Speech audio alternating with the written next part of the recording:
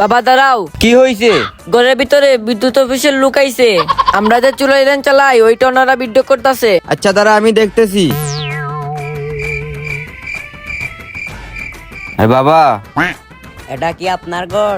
আরে হো, এটাই আমার ঘর। আপনি কি শরম করে না? আপনি চুরাই লাইন চালাইতেছেন। স্যার আসতে কথা কোন, আমার তো একটা মান সম্মান আছে। আসেন বসে কথা বলি। চলেন।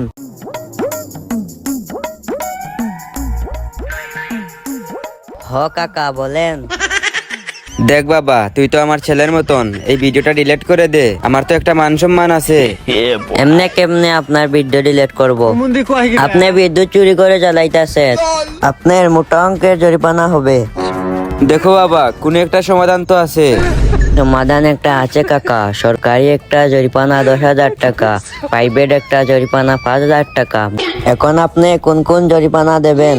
এই নাও তোমার 5,000 টাকা, আর আমার ভিডিওটা ডিলিট করে দিও। আরে কাকা, আপনি তো অনেক বুদ্ধিমান। দাঁড়ান, আপনার ভিডিও আমি ডিলিট করতেছি। এই যে কাকা, ভিডিও ডিলিট করে দিছি। আরে বাবা, তুই তো ভিডিও ডিলিট করে দিছো, আর ওই যে আমরা ভিডিও করতেছি।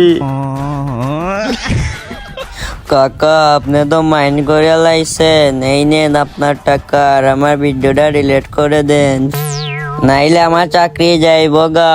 বাবা, ভিডিওটি কাটতে প্রাইভেট জরিমানা লাগবে 20,000 টাকা। কাকা, মাফ করে দেন আমাকে।